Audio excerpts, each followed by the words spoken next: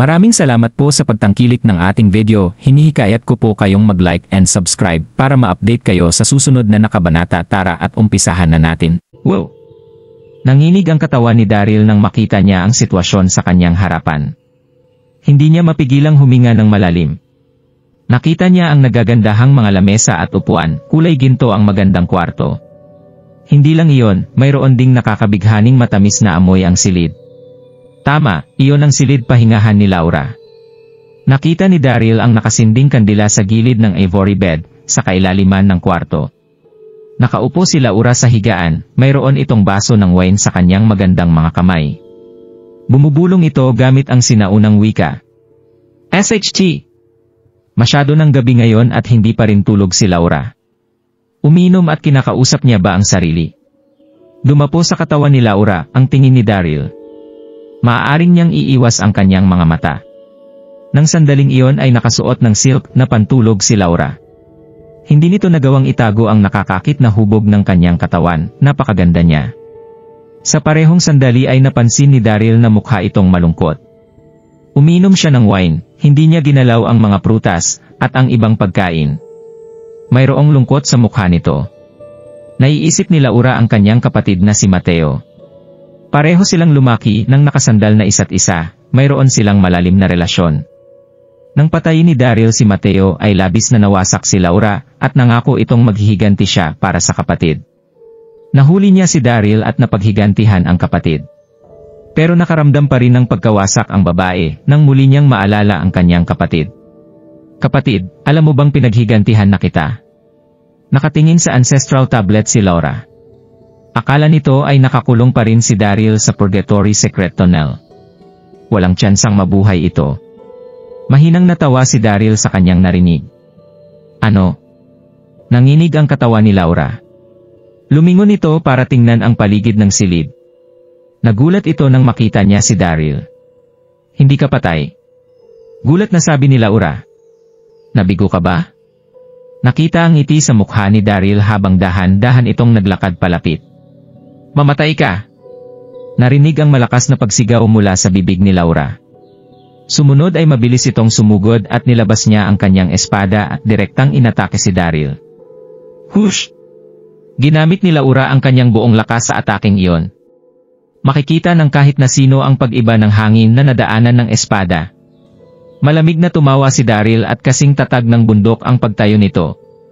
Dahil gusto mong maghiganti, Laura, tapusin na natin ito ngayon. Malamig na sambit ni Daryl. Tumaas ang internal na enerhiyang nasa kanyang tiyan. Pagtapos ay tinawag ni Daryl ang Heavenly Halberd at nagpatuloy sa pagsalubog sa attack ni Laura. Bang, bang, bang! Tumama ang espada ni Laura sa Heavenly Halberd, sumabog ang malalakas na ingay. Matapos ang ilang round ay labis na namawi si Laura, nagulat ito. Ilang taon pa lang ang nakalipas, paano naging sobrang nakakatakot ang lakas ni Daryl? Kahit na Heaven Ascension ang level ng kapangyarihan ni Laura, ay wala pa rin siyang lamang sa paglalaban ni Daryl.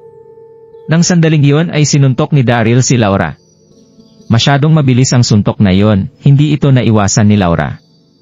Magagawa lamang niyang buksan ang kanyang internal na enerhiya, at salubungin ang atake ni Daryl gamit ang kanyang mga palad. Bang! Nang magtama ang dalawang palad ay narinig ang malalim na pagyanig na tunog. Napaatras si Laura. Hindi maganda ang ekspresyon ng mukha nito. Na-cultivate ni Daryl ang teknike ng Ghost Valley Sage, labis na makapangyarihan ang kanyang internal na enerhiya. Walang laban sa kanya si Laura. Ikaw. Naramdaman ni Laura ang pagsakit ng kanyang puso. Pinakalma niya ang kanyang katawan at tumitig kay Daryl dahil sa gulat at galit na kanyang naramdaman. Puno ng kawalang paniwala ang kanyang mukha. Paano yon naging posible? Sa parehong sandali ay walang ideya si Laura na nahuli ng 6 Tribulation Lords si Daryl dahil sa hindi inaakalang kalamangan. Hindi pa rin tuluyang bumabalik ang internal na enerhiya ni Daryl ng panahong iyon. Walang tsansang manalo si Laura laban kay Daryl. Malamig nang umiti si Daryl at hindi siya nagsayang ng oras. Mabilis niyang itinaas ang kanyang kamay at sinara ang acupoint ni Laura. Nanigas ang katawan ng babae. Hindi ito makagalaw. Hayop ka, Daryl! Kinagat ni Laura ang kanyang mga labi. Buksan mo ang acupoints ko ngayon din. Buksan ang acupoints mo. May nakitang ngiti sa mukha ni Daryl, mapula ang kanyang mga mata. Naglakad ito palapit kay Laura at sinampal niya ang mukha nito. Slap! Pagtapos ng sampal na yon ay narinig niya ang pag-ungol ni Laura. Bumakat ang hugis kamay sa maputi at makinis nitong pisngi. Sino ka para sabihan akong buksan ang acupoint mo? Para sa pagiging opinionado ang sampal na yon. Malamig niyang tiningnan ang babae habang nagkikiskis ang kanyang mga ngipin nang magsalita. Kilala sa pagiging malupit si Mateo. Halos mapatay niya si Lily. Dapat lang na mamatay na siya. Ngunit hindi inisip ni Laura ang kasalanan ng kanyang kapatid, gusto lamang niyang maghiganti. Nakakamuhi. Nagulat siya sa sampal na natanggap niya. Nag-isip siyang maigi at saka nagsalita. Opinionado ako. Pinatay mo ang aking kapatid. Anong mali sa aking paghihiganti? Slap! Pagtapos nitong magsalita, ay muli siyang sinampal ni Daryl. Para kay Rocky naman ang sampal na yon. Namumula ang mga mata ni Daryl, halos nawalan ito ng pakiramdam. Alam mo bang maraming taon ko nang kasama si Rocky? Malupit mo siyang pinatay. Slap! Muli niyang sinampal ang babae. Nanginig ang katawan ni Laura, sasabog na sana siya. Ako ang diyosa sa komunidad. Paano ako nagagawang pagsalitaan at ipahiya ng ganito ni Daryl? Mas mabuting patayin mo na lang ako. Hihiwain pa rin kita ng ilang libong beses at magiging 10,000 piraso ka kapag nagkaroon ako ng isa pang pakakataon. Puno ng pagkamuhi ang mga mata ni Laura nang sumigaw ito. Kumalma si Daryl sa kanyang narinig. Inobserbahan niya si Laura at saka malamig ang naging pagngiti nito ng malamig. Gusto mong patayin kita? Hindi kita papatayin. Nang magsalita ang lalaki, ay hinablot ni Daryl ang suot na pantulog ni Laura. Ikaw! Anong ginagawa mo? Nagulat at nagalit si Laura. Ano sa tinig mo? Malamig na tumawa si Daryl. Patuloy na nakatingin ang mga mata nito sa katawan ni Laura nang magsalita siya. Nakakamangha ang level ng pagkadyosa ng babaeng si Laura. Masaydong perpekto ang kanyang katawan. Kahit saang anggulo ay makikitang perpekto ito. Napagpasyahan ni Daryl na dahil napakayabang ni Laura para sabihing isa siyang diyosa at magbuhat ng sariling bangko ay tuluyan niyang sisirain ang kayabangan at dignidad ng babae sa gabing iyon. Bang! Nang mapagdesisyonan ni Daryl na gumawa ng aksyon ay naramdaman niya ang malalakas ay pagyanig mula sa sahig. Tila ba nasira ang langit at lupa? Hi P! Anong nangyayari? Nanginig si Daryl. Lumabas ito sa balkonahe para makita ng kaganapan sa labas. Nang sandaling iyon ay lumabas din ang lahat ng mga alagad ng Far Palace sect. Nagulat ang lahat at tumingala ang mga ito para tingnan ang kalangitan. Nakita nilang balot sa madilim na mga ulap ang kalangitan, narinig din nila ang mga pagkulog. Nakita at nagningning sa kalangitan at sa daigdig ang bibihirang liwanag sa direksyon ng well-deserted secret region. Nang sandaling iyon ay bumalik ang pag-iisip ni Laura. Nanginig ang kanyang katawan nang takot niyang tinignan ang sitwasyon. Nabuhay ang isang grand weapon. Bulong ni Daryl sa kanyang sarili. Bigla itong may naalala. Hindi kaya ito ang nawawalang SKY breaking axe? Hinabolan ni Daryl si Donoghu sa wild deserted secret region malapit sa Valley of Death nang inatak ng higanteng python ang lalaki. Namatay si Donoghu matapos nitong mahulog sa talampas. Maya-maya ay nadiskubre ni Daryl ang patay nitong katawan, pero hindi mahanap kung nasaan ang SKY breaking axe. Hindi iyan ang pagsilang ng isang grand weapon. Umiling si Laura. Mukhang naging enchanted beast ang isang fierce beast. Nagulat sila sa pangyayaring nasa kanilang harapan. Pansamantalang nakalimutan ni Laura ang pag-aaway nila ni Daryl nang kausapin niya ito. Ano? Nagulat si Daryl nang marinig niya iyon. Nag-upgrade ang fierce beast at naging enchanted beast ito. Samantala, sa Lunar Hill sa Middle Terra. Nasa gitnang bahagi ng Middle Terra ang Lunar Hill. May lawak na ilang libong kilometro ang burol. Napakaganda ng tanawin, isa iyong sikat na lugar sa Middle Terra. Mayroong malaking gusali sa tuktok ng burol. Iyon ang punong altar ng Endless SKY Organization. Nabuo ang Endless SKY Organization, 3 taon na ang nakaraan. Kalat sa buong Nine Mainland ang mga alagad nito. Walang nakakaalam ng lokasyon ng kanilang punong altar dahil sa mga misteryoso nilang prinsipyo. Ngunit matapos lasunin ni Jiangju si Jackie at tuluyang makontrol ang Endless SKY organization gamit ang nakakamuhi niyang plano ay nilagay niya ang main altar sa Lunar Hill. Sa sanadling iyon, sa punong altar. Nakaupo sa trono si Jiangju, naglabas ng malakas na aura ang kanyang buong katawan. Nakita ang ngiti sa hindi nito magandang mukha. Nahuli niya kahapon ang pamilya Carter, at kinulong ang mga ito sa presinto sa punong altar. Ang susunod na hakbang ay ang iparating kay Daryl ang balita para mahulog ito sa patibong ng lalaki. Maayos na nakatayo sa likod ng tronong upuan ang 10,000 elites ng Endless SKY organization, kasama nila ang mga hall master ng bawat hall. Mukha silang magalang. Naramdaman nila ang malakas na pagyanig mula sa langit at lupa. Tila banal at hindi iyon dapat bastusin. Nag-iba ang ekspresyon ng mukha ng lahat ng maramdaman nila ang malakas na pagyanig. Nakaramdam sila ng takot. Kumunot ang noo ni Jiangju. Anong meron? Tingnan ninyo kung anong nangyayari. Mabilis na lumabas ang ilang elites para tingnan ang mga nangyayari. Master, mukhang nanggaling sa well-deserted secret region ang pagninig. Mabilis nilang pagbibigay balita. Mabilis na tumayo si Jiangju at pumunta siya sa entrada ng main hall. Tiningnan niya ang kalangitan. Nanginig ang kanyang katawan sa nakitang pangyayari. Punong-puno ang kanyang isipan. Master, pagpapahiwatig ito na mayroong isinilang na grand weapon. Tama ang sinabi nito. Nang makatakas at namatay si Donoghu sa well-deserted secret region 3 taon na ang nakalipas, ay hindi na nahanap pa ang SKY Breaking Axe, hindi kaya'y malaki ang tsansa. Pinag-uusapan ito ng lahat at labis silang naging emosyonal. Sai! Binalik ni Jiangju ang pagiging kalmado. Malalim siyang huminga at umiling ito nang magsalita. Hindi tungkol sa makapangyarihang sandata ang pangyayari, kundi sa pagsilang ng isang enchanted beast. Ilang libong taon nang kilala si Jiangju, marami itong kaalaman. Kayang-kaya niyang makita na hindi katulad ng pagsilang ng isang grand weapon ang naging pangyayari. Mahalagang malaman na nakapagdudulot din ng pagyaning ng langit at lupa ang pagsilang sa isang enchanted beast. Isang enchanted beast. Interesado ang lahat ng magkatinginan. Walang pag-aalangang nagsalita si Jiangju. Likumin ang lahat ng mga alagad at mabilis na magtungo sa well-deserted secret region. Tandaan ninyong kailangan nating maunahan ang mga sekta ng Nine Mainlands patungo roon. Naging sa akin ang kontrol sa pinakamalaking organisasyon ng Nine Mainland.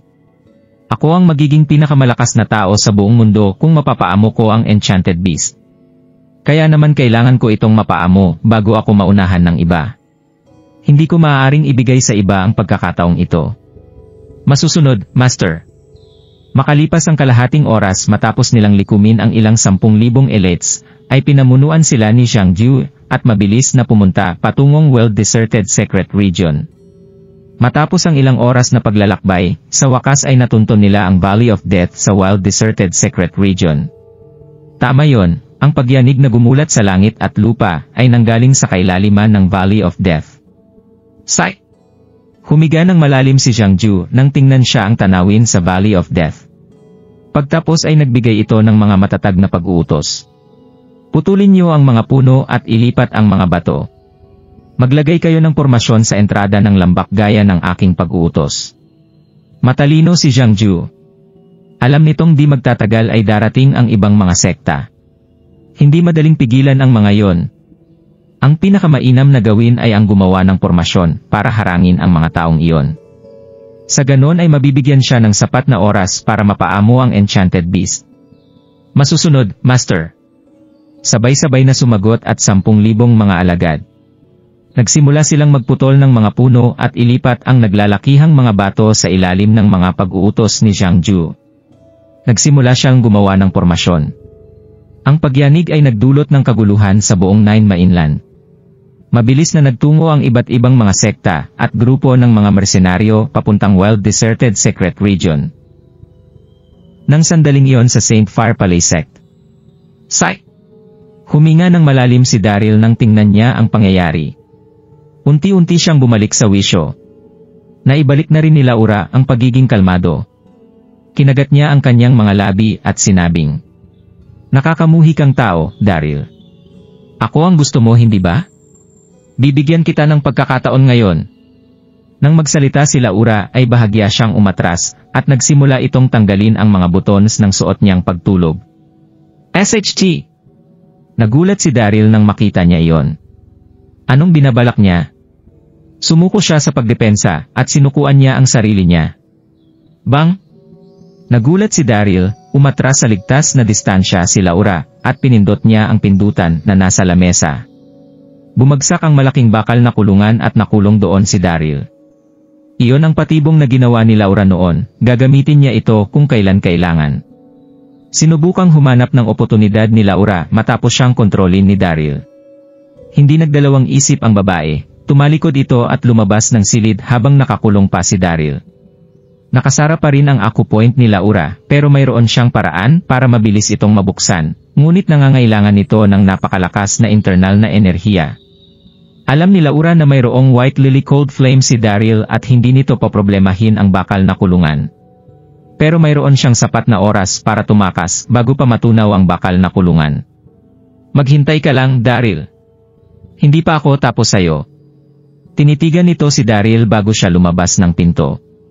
Gustong patayin kaagad ni Laura si Daryl. Pero naubos na ang kanyang internal na enerhiya nang pinuwersa niyang pakawalan ang kanyang acupoints. Magiging imposible na mapatay niya roon ang lalaki. SHT! Galit na galit si Daryl. Masyadong nakakamuhi si Laura. Mukhang susuko na ito, pero yun pala ay mayroon siyang iba pang plano. Ginamit ni Daryl ang White Lily Cold Flame at tinunaw niya ang bakal na kulungan para makagawa ng uwang palabas habang nasa isip niya yono. Bang, bang, bang! Muling naramdaman ang matinding pagyanig mula sa direksyon ng well-deserted secret region. Ito ang pagilang ng isang enchanted beast, kailangan kong tingnan ang pangyayari. Bumulong sa puso si Daryl. Hindi siya nagdalawang isip nang pumunta siya sa direksyon ng well-deserted secret region. Sa Valley of Death sa well-deserted secret region. Hindi maganda ang sitwasyon sa well-deserted secret region. Mas naging nakakatakot ang panahon. Puno ang langit ng gumugulong na itim na mga ulap, pagkulog, at pagkidlat. Tila ba katapusan na ng mundo? Maraming tao ang pumalibot sa entrada ng Valley of Death. Punong-puno na ng tao roon. Napukaw ang atensyon ng mga sekta, cultivation organizations, at grupo ng mga mersenaryo dahil sa pangyayaring naganap sa well-deserted secret region. Mayroong ilang dosenang mga sekta na nangangahulugang mayroong ilang daang katao ang naroon. Enggrande ang sitwasyon. Pero wala sa kanila ang nagawang makapasok sa Valley of Death. Nanatili lamang sila sa entrada. Makikiata ang 10,000 harang sa entrada. May naglalakihang bato sa gitna ng mga kahoy na pangharang. Makikitang isa yung pormasyon. Nang makaharap ang malaking pormasyon, ay naging komplikado ang ekspresyon ng mga mukha ng mga tao. Mukhang simple lang ang pormasyon, pero malalaglag sa patibong ang sino mang pumasok dito, at hindi na makakalabas pa kahit kailan. Pumasok ang ilang mga sekta at di nagtagal ay narinig ng mga tao ang mga nababaliw na pagsigaw dahil sa desperasyon. Kaya naman wala nang nagtangkap ang pumasok sa pormasyon. Nang sandaling iyon ay may dumating na tao mula sa malayo. Iyon ay si Daryl. Sa wakas ay nakarating si Daryl sa Valley of Death matapos ang ilang oras na pagmamadali. Patagong kumunot ang kanyang noo nang mapansin niya ang mga sektang nasa entrada. Umabante si Daryl. Muli siyang napakunot nang makita niya ang mga kahoy na harang. Ang Greenwood Mysterious Formation. Sa naitala sa Bakey Formations, isang mataas na level na pormasyon ang Greenwood Mysterious Formation. Mukha itong simple, pero napaka-misteryoso nito. Makukulong ang sino mang papasok roon hanggang sa kanilang kamatayan kung hindi nila alam kung paano yon lutasin. Sino ang tusong gumawa ng Greenwood Mysterious Formation sa entrada? Napabulong sa puso si Daryl habang dahan-dahan siyang naglakad. Sa tingin ng iba ay isang mapanganib na sitwasyon ang Greenwood Mysterious Formation na hindi dapat pasukin. Pero hindi nito matatakot si Daryl. Wow! Maraming tao roon ang nagulat at nagkagulo sa kanilang nakita. Sino ang batang lalaki na yan? Ayaw na niyang mabuhay. Base sa kanyang pananamit ay paniguradong kasali siya sa mga grupo ng mersenaryo. Isang batang hindi alam ang ibig sabihin ng buhay at kamatayan. Hayaan na lang natin siya. Hindi pinansin ni Daryl ang mga komento. Mabilis na lumapit sa kanya ang payat na anyo ang papasok and asa na siya sa pormasyon. Iyon ay si Jewel. Kapatid na Daryl. Sabik na sigaw ni Jewel. Matalino si Jewel, alam niyang hindi gustong ibunyag ni Daryl ang sariling pagkatao. Kaya naman hindi niya ito tinawag kanina. Nagulat pero natuwa si Daryl. Bakit ka nandito? Hindi ba't dapat hinihintay mo ako sa kumpanya ni Sofia?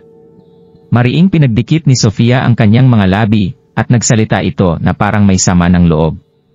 Walang balita tungkol sayo matapos mong umalis ng 2 araw. Pagtapos ay nagkaroon ng ganitong pangyayari. Nagpadala ng mga tao sa mula sa sariling kumpanya si Sofia para mag-imbestiga. Sinundan ko sila rito. Tumango si Daryl sa sinabi nito. Pagtapos ay sabay silang naglakad ni Jewel. Psych! Pagkapasok ng dalawa ay narinig nila ang mga pagsigaw. Tunog takot at walang pag-asa ang mga ito. SHT, paano tayo lalabas dito? Ito na yon, mamamatay tayo rito. Mayroong ilang elite na mga miyembro ng iba't ibang sekta ang pumasok doon kanina. Kinabahan si Jewel nang marinig niya ang mga pagsigaw sa paligid. Hindi nito mapigilang magtanong kay Daryl. Kapatid, mukhang makulong ang mga taong iyon. Sigh. Huminga ng malalim si Daryl, kumurap ang kanyang mga mata habang dahan-dahan siyang nagsalita. Ito ang Greenwood Mysterious Formation. Sundan mo akong maigi, Jewel. Huwag kang mawawala. Mamumroblema ka kapag nakulong ka rin gaya ng iba. Sige. Matatag na tumango si Jewel. Sumunod itong maigi sa likuran ni Daryl, halos 1 pulgada lang ang layo niya kay Daryl. Nang sandaling iyon sa kailaliman ng Valley of Death. Pinamunuan ni Zhang Ju ang 10,000 mga alagad papuntang rehiyon na balot sa nakalalasong hamog. Natunton nila ang malaking kuweba. Nakita nila ang malaking anyo na nasa entrada. Iyon ang higanting python. Balot sa makintab na kaliskis ang kataan nito, at halos 100 metro ang haba nito. Mayroong naglalakihang sungay sa napakalaking ulo nito. Mayroong nakakatakot na aura ang buong katawan ng python. Nakita yon ni Zhang Jue at ng mga kasama nitong alagad, nagulat ang lahat. Puno ng takot at gulat ang kanilang mga puso. Mukha yung Black Sand Python pero napakalakas nito, mas malakas ito kaysa sa ibang mga Black Sand Python na nakita nila. Nakakatakot din ang aura nito. Ano naman ang 2 sungay na nasa ulo nito? Para saan yon? Iyon ba ang nilalang na nagdulot ng kababalaghan? Nang sandaling iyon ay nagulat ang lahat, blangko silang tumitig sa isa't isa. Hindi sila makapaniwala habang nakatingin dito. Master, ang higanting python na yan, labis na nagulat ang isa sa mga Hall Master. Ngunit inantala siya sa pagsasalita ni Zhang Ju. Nagbuntong hininga si Zhang Ju. Hindi niya maitago ang kanyang gulat habang dahan-dahang nagsalita. Ang ahas na nagiging python, ang python na nagiging scale dragon, ang scale dragon na nagiging dragon. Hindi ako sigurado kung gaano katagal nag-cultivate ang Black Sand Python na yan, scale dragon na ang tawag dyan. Nagdulot ito ng kababalaghan kanina dahil di magtatagal ay magiging dragon na ito. Kapag naging dragon na ay ito na ang magiging pinakamalakas na enchanted beast sa buong mundo. Nangningning sa pagkasabik ang mga mata ni Zhang Ju. Ano? Ang scale dragon na nagiging dragon. Nang sandaling iyon ay nakulong ang tingin ng lahat sa higanteng python. Labis siya lang namangha. Nang sandaling iyon ay yumuko sa harap ni Zhang Ju ang ilang Hall Masters, at ipinagdikit ang kanilang mga kamay para bigyang bati ang lalaki. Master, mukhang nasa mapanganib na yugto ang scale dragon bago ito maging isang dragon. Kung mapapaamo mo ito bago ito maging dragon ay makokontrol mo ang mundo sa hinaharap. Tumingin siya sa kalangitan at tumawa nang marinig niya iyon. Tumitig siya sa higanteng scale dragon nang ikuway niya ang kanyang mga kamay. Bilisan nitong hulihin ang python. Hush, hush, hush. Halos 1,000 mga elite na alagad ang lumundag sa ere, nang magsalita ang lalaki, sumugod ang mga ito sa higanteng scale dragon. Halos lahat ng mga elite alagad ay Martial Saint, Martial Marquis naman ang may pinakamababang level. Umikot ang nakapalibot na langit ng sabay-sabay na sumabog ang kanilang mga nakakatakot na aura. Nagwala ang higanteng scaled dragon nang maramdaman nito ang panganib sa paligid. Roar! Narinig ang malakas na pag-angil ng dragon mula sa higanteng scaled dragon. Sumunod ay humampas ang malaki nitong buntot sa direksyon ng 1,000 mga alagad. Arf! Sa isang kisap mata ay malakas ang mga anging pagsigaw ng 1,000 mga alagad. Nagsimulang bumagsak mula sa langit ang lahat at bumagsak sila sa pool ng dugo. Hi-P! Hindi maganda ang mukha ni Jiangju sa kanyang nakita. Naisip nitong kaya niyang patumbahin ang higanteng scaled dragon. Hindi niya inakalang magiging sobrang nakakatakot nito. Sa isang iglap lang ay naging dugatan ang 1,000 nitong mga alagad. Tayo na ang bahala dito. Nagtinginan at galit na sumigaw ang 12 ng Hall Masters. Binuksan nila ang kanilang mga kakayahan at sinimulan ang matinding labanan, laban sa higanteng scaled dragon. Mabilis na lumipas ang mahigit kalahating oras at naglalaban pa rin ang parehong panig. Patay o sugatan ang mga alagad ni Jiangju. Maraming namatay sa mga ito. Samantalang mas lalo namang naging mas matapang ang higanteng scaled dragon. Walang ibang magagawa si Jiangju kundi ang kumilos. Pero nasorpresa si Jiangju dahil sa napakalakas at napakasensitibong depensa ng higanteng scaled dragon. Hindi niya ito magawang kontrolin kahit na mayroon siyang kakaibang teknik. Nang sandaling iyon ay hindi alam ni Jiangju na ang Black Sand Python na naging scaled dragon ay ang parehong python na umatake kay Donoghyue at nilunok nito ang Dragon Ball. Matapos nitong mahigop ng kahalagahan ng langit at lupa ay naging scaled dragon na ito sa loob lamang ng 3 taon. Sa mga nakalipas na taon ay nagtago ang Black Sand Python sa kailaliman ng kuweba. Kaya naman hindi ito nagawang matunto ni Daryl kahit na napakatagal niya itong hinanap. Nang sandaling iyon malalagpasan na ng scaled dragona ang kanyang pagsubok, handa na itong maging isang tunay na dragon. Napakataas ng level ng pagdepensa nito kahit na hindi pa ito tuluyang nagiging isang dragon. Hindi yon isang level na mapapasok ng isang ordinaryong cultivator. Hi-P! Dumilim ang mukha ni Jiangju dahil sa matinding labanan. Galit nag-alit ang lalaki. Wala akong pakialam kung magiging isang dragon ka. Hindi ako naniniwalang hindi ka namin makokontrol dahil napakarami namin. Sai! Mahaba ang naging paghinga ni Jiangju habang matinding nakatitig sa scaled dragon, sumigaw ito. Sumugod ang lahat. Kailangan anting talunin itong giant scaled dragon. Whoosh! Whoosh! Whoosh! Pagkatapos nitong magsalita, ay sumabog ang internal na enerhiya ng lahat ng kanyang mga alagad na ang kapalibot at sumugod ang mga ito sa higanteng scaled dragon. Roar! Galit na galit ang higanteng scaled dragon. Binuka nito malaki nitong bibig at naglabas ng pag-angil na nakapagpayanig ng kalangitan. Humampan ang mahaba nitong buntot. Woo-hoo! Malakas na humuni ang hangin, kumalat ang nakamamatay na hamog mula sa panga ng scaled dragon. Sa parehong sandali ay mayroong umiikot na apoy sa gitna nito. Argh! Sa isang kisap mata ay naligo sa nakalalason na hamog ang marami sa mga elite na alagad, napasigaw sa sakit ang mga ito. Bumagsak sa pool ng dugo ang lahat. Nagdusa mula sa nakalalasong hamog o di kaya'y pagkasunog mula sa apoy ang sinapit ng mga ito. Ano? Mayroong apoy ay lason ang atake ng higanteng scaled dragon. Nagulat ang lahat sa kanilang nasaksihan. Iyang ang kapangyarihan ng isang enchanted beast sa hinaharap. Masyadong nakakatakot. Tama yon. Original na isang Black Sand Python ang higanteng scaled dragon, at nakatira ito sa nakalalasong lugar, ang Valley of Death, kaya naman mayroong matiniding lason ang katawan nito. Roar! Galit ang higanteng scaled dragon. Umangil ito nang muling sugurin ang mga tao. Argh! Maraming tao ang mabilis na nawala, marami ring mga pagsigaw na narinig dahil sa sakit. Takot na itakot ang lahat. Wala nang may gustong makipaglaban. Gusto na lamang nilang tumalikod at umalis. Alat ang lahat. Nag-alala si Jiangju nang makta niya iyon, kaya namab sumigaw siya.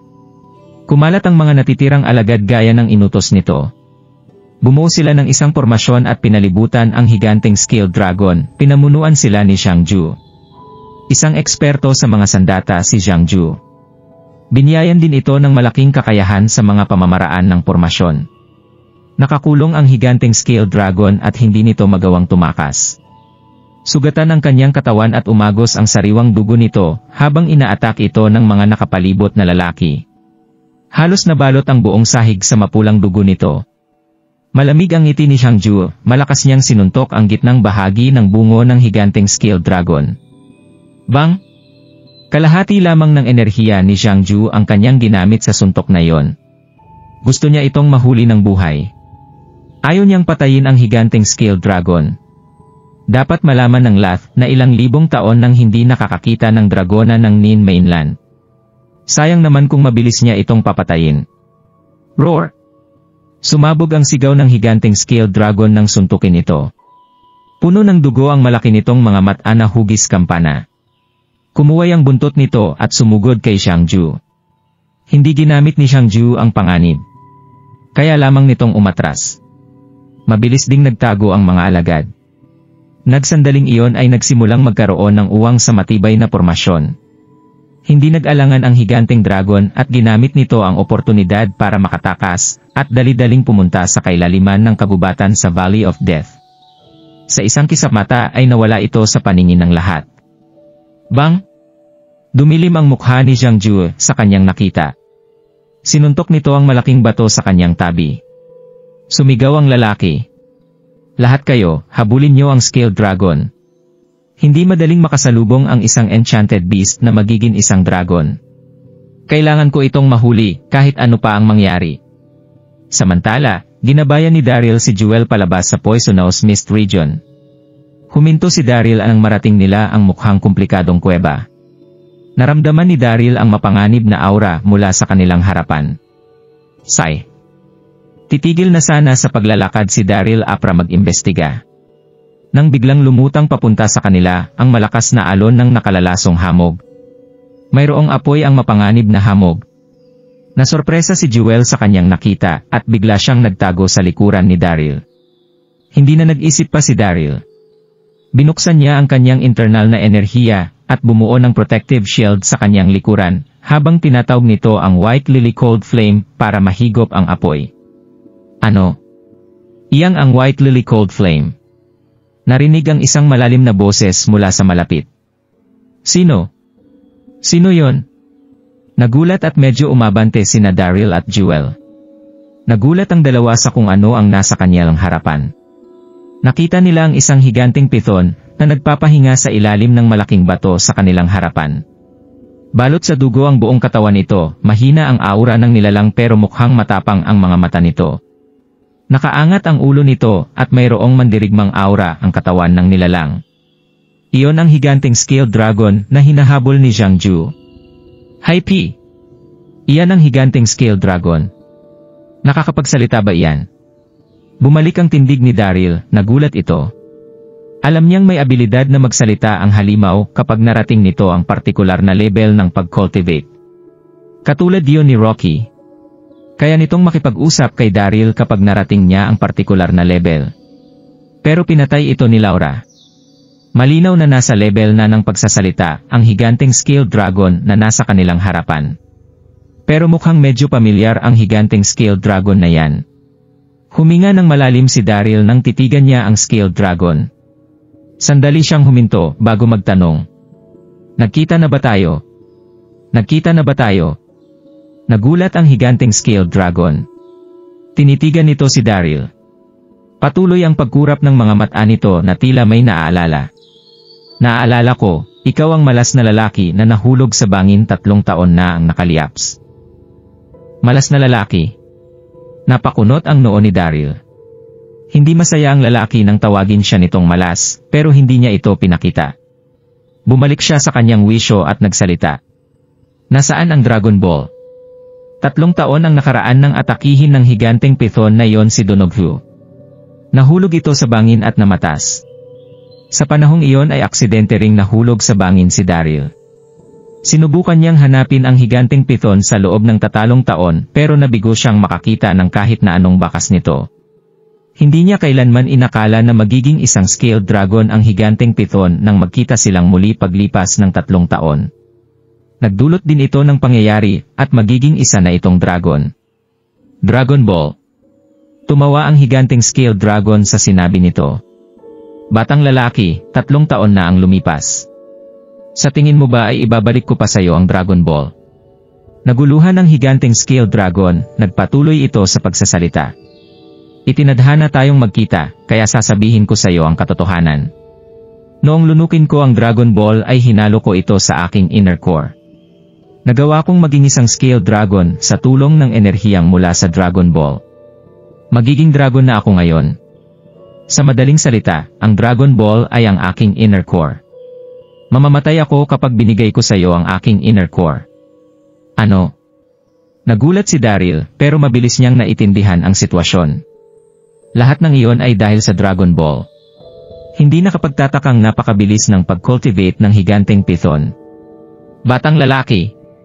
Kumalma ang tono ng higanteng scale dragon habang nasa malalim na pag-iisip si Daryl. Magiging isa na akong dragon. Pero pinamunuan ng isang nakakamuhing tao ang ilang 10,000 kalalakihan para umatake sa akin, naging sugatan ako.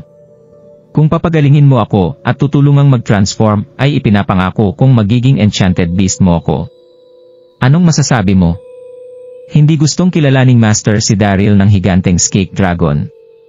Magiging isa and asa na itong dragon at magagawa na niyang lumunda sa mga ulap at kalangitan. Sa panahong iyon ay wala nang makakakontrol dito. Ngunit hindi nito magagawang gumaling sa maiksing panahon kung wala itong master. Kung mahuhuli ito ni Jiangju ay maaari itong mamatay. Wow! Nanginig ang buong katawan ni Daryl sa kanyang narinig. Isang dragon na enchanted beast, hindi kaya ay magiging wala akong kapantay sa hinaharap. Iyon ang pangarap at malalim na kagustuhan ng bawat cultivator. Pero masyadong maraming natamong sugat ang higanteng scale dragon. Napakababa ng tsansa nitong gumaling. Kahit na mayroong kaalaman si Daryl tungkol sa medisina, at nag-cultivate ng infinite elixir manual, ay masyadong kakaiba ang higanteng scale dragon at magiging isa na itong dragon. Kahit na naroon ang Divine Farmer ay hindi niya ito magagawang pagalingin, lalo na si Daryl. Wala pang nakakaharap ng ganitong sitwasyon sa ilang libong taong nakalipas. Iligtas mo siya please, mister. Masyadong nakakaawa. Nagmakaawa sa kanya si Jewel. Wala ibang tao sa paligid kaya naman inudyok nito si Daryl. Mapait nang ngumiti si Daryl. Wala akong ideya kung paano ililigtas ang isang scale dragon na magiging isa ng dragon. Hindi. Nang magsalita ito ay narinig nila ang mga yakap ng paa bago pumalibot sa kanila ang 10,000 mga cultivator. Pinamunuan sila ng isang taong may hindi magandang mukha, iyon ay si Jiangju. Pinamunuan sila ni Jiangju sa ruta kung saan nagdala sa kanila sa pinagtataguan ng higanteng scale dragon. Daryl. Lumamig ang tingin sa mga mata nito ang makita niya si Daryl. Napakaliit na mundo. Gustong gamitin ni Jiangju ang pamilya Carter para magawang palabasin si Daryl. Hindi niya inakalang makikita niya ang lalaki rito. SHT! Nag-iba ang ekspresyon ni Daryl, labis siyang nagalit at nagulat. Ako na ang bahala kay Daryl. Hulihin niyo ng buhay ang higanteng scale dragon. Malamig na nagsalita si Jiangju. Tapos ay sumabog ang kanyang internal na enerhiya at sumugod kay Daryl. Naisip ni Jiangju na magkasing halaga ang mahuli si Daryl at ang enchanted beast. Parehong hindi dapat ito maantala. Charge! Nagmadaling lumapit at sumugod sa higanteng scale dragon ang 10,000 mga alagad.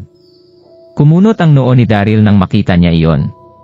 Pero nanatili siyang kalmado at sumigaw ito kay Jewel. Jewel, tulungan mo ang higanteng scale dragon para harangan ang grupo ng mga kalalakihan. Ako na ang bahala kay Jiangju. Tutulungan kita pagtapos. Pagtapos ay binuksan ni Daryl ang kanyang internal na enerhiya at nakipagsagupaan kay Jiangju. Hindi nag-alala si Daryl na baka malagay sa panganib si Jewel. Kahit na naging sugatan ang higanteng scale dragon, ay nakakatakot pa rin ang lakas nito. Hindi malalagay sa panganib si Jewel kung mananatili siya sa tabi nito. Tumango at nagbantay si Jewel sa tabi ng higanteng scale dragon. Matindi ang galit ng higanteng scale dragon nang makita niya ang pagsugod ng mga kalalakihan. Dapat mamatay kayong mga nakakamuhing tao. Plinano nitong kilalanin si Daryl bilang kanyang master para manatiling buhay. Hindi niya inakalang mabilis silang matutunton ni Jiangju. Hindi nito makontrol ang sarili nang maramdaman niya ang presyo mula kay Xiangju. Roar! Narinig ang malakas na pag-angil. Mabilis na nanigas ang nakapalibot na hangin sa Scale Dragon. Parang baliw na sumabog ang malakas na aura mula sa katawan nito. Hayaan mong iligtas kita. Sigaw ni Jewel habang hawak nito ang longsword. Hindi niya makontrol ang kanyang intensyon na makipaglaban. Tumayo ito sa tabi ng Scale Dragon at tinulungan niya itong dumpensa laban sa mga kalaban. Sa kabilang banda ay naging matindi ang paglalaban ni Daryl at Xiangju. Noong una ay mayroong kumpletong tiwala sa sarili si Daryl, pero labis na nagulat ang kanyang puso nang maramdaman niyang labis na mas malakas ang kapangyarihan ni Xiangju kumpara noong nakaraang 3 taon. Hindi pa rin alam ni Daryl na magmula noong binuo ni Xiangju ang Yellow SKO Trading ay nahigop nito ang maraming kaibang inner cores, kasabay nitong nainom ang mga spiral pills sa nakalipas na panahon. Dapat malaman na napakalakas din ng pamamaraan ng paggawa ng elixir ni Xiangju. Wala siyang problema sa paggawa ng mga kakaibang spirit pills basta mayroon siyang mga sangkap. Lumipas ang kalahating oras sa isang kisapmata. Hindi nagawang kontrolin ni Daryl si Xiangju. Sa parehong sandali ay nasa panganib din si Jewel at ang higanteng Scale Dragon. Kung hindi lang dahil sa mga malalang mga sugat na dinulot ni Xiangju sa higanteng Scale Dragon ay hindi sana ito mahihirapan sa pagharap sa mga lalaking iyon. Pero halos hindi na ito kayanin ng Scale Dragon dahil sa mga sugat at mga pag-atake ng maraming tao. Hush, hush, hush! Matapos ang higit kalahating oras na paglalaban, ay mabilis na naubos ang enerhiya ng higanteng Scale Dragon. Nakita ng ilang elites ang oportunidad at mabilis nilang sinaksak ang katawan nito. Sumirit ang sariwang dugo at sumigaw sa sakit ang Scale Dragon. Mas gugustuhin ko na lang mamatay kaysa sumuko sa inyo. Umangil ang higanteng Scale Dragon. Mukhang determinado ang mga mata nito. Bumuka ang bibig nito at sumuka ng makintab na treasure pearl. Iyon ang Dragon Pearl na nilunok ng Scale Dragon 3 taon na ang nakalipas. Salamat sa pagtulong mo sa akin, young lady. Binibigay ko sa iyo ang Dragon Ball na ito. Malungkot na sambit ng higanteng Scale Dragon. Pumalibot ang buntot nito sa katawan ni Jewel para mabuksan ang bibig nito at malunok ang Dragon Ball. Go! Bumaba na sa lalamunan ni Jewel ang Dragon Ball bago pa siya makareact. Ano? Galit at nagulat ang lahat ng nasa Endless SKY Organization, nag-iba ang kanilang mga mukha nang makita nila yon. Labis na nagalit ang ilang Hall Masters, sila ang pinakamalapit sa higanteng Scale Dragon. Maraming namatay sa mga alagad at mahuhuli asana nila ito. Hindi nila inakalang ibibigyan nito kay Jewel ang sariling inner core. Tumingala sa langit ang higanteng Scale Dragon, at malakas itong tumawa nang makita niya ang ekspresyon ng mga iyon. Nakaramdam siya ng labis na ginhawa. Mga nakakamuhing tao. Gusto niyo ang puwersahin na sumuko. Mali ang naging plano ninyo. Matapos nitong magsalita ay ginamit nito ang natitirang enerhiya at sinugod ang mga tao. Pero hindi nagtagal ay bumagsak ang malaki nitong katawan at tuluyan ng namatay. Namatay ang Scale Dragon dahil wala na ang kanyang inner core. Walang paraan para mabuhay pa ito. SHT! Sikretong napamura si Xiangju nang makita niya iyon. Hindi maganda ang tingin sa mukha nito. Gusto niyang paamuhin ang Enchanted Beast na magiging isa ng dragon. Hindi niya inakalang mas gugustuhin nitong mamatay kaysa sumuko. Bukod doon ay binigay nito ang sariling inner core kay Jewel. Napakunot ng noo si Daryl, hindi maganda ang pakiramdam niya, kayang manatiling inosente ng isang tao hanggang sa magkaroon ito ng isang kayamanan. Hindi malakas ang kapangyarihan ni Jewel at hindi siya nagsilbing panganib sa mga taong iyon, kaya naman walang pumapansin sa kanya. Pero nasa kanya ang Dragon Ball ngayon, kaya nasa peligro na ang kanyang buhay. Nang mapagtanto ni Daryl na mayroong panganib ay mabilis na pumalibot kay Jewel ang mga tao. Aray! Pero nagsimulang manginig ang katawan ni Jewel bago pa tuluyang makalapit ang mga tao sa kanya. Namula ang buong mukha ng babae. Mukha itong nasasaktan. Sunod at nagbago ang kulay ng kanyang balat, naging pula, tapos ay naging asul. Nagsimula rin siyang kumilos ng kakaiba. Kitang-kita na kumalat sa kanyang katawan ang enerhiya ng Dragon Ball. Para bang pumasok siya sa impyerno. Labis na nasaktan ang buong katawan niya. Sa parehong sandali delikado ang naging pagdaloy ng malakas at matapang na enerhiya sa kanyang mga ugat. Kumunot ang noo ni Daryl, alam nitong hindi iyon maganda. Gusto niyang lapitan ang babae pero hinarangan siya ni Xiangju. Wow! Nagulat ang lahat ng nagmula sa Endless SKY organization sa kanilang nasaksihan. Labis din silang nasabi. Ang enerhiya ay labis na makapangyarihan. Kung nagustuhan mo ang mga ganitong video, huwag mong kalimutan mag-like and subscribe. Panoorin mo na rin ang mga naunang kabanata para lalong maubos ang oras mo.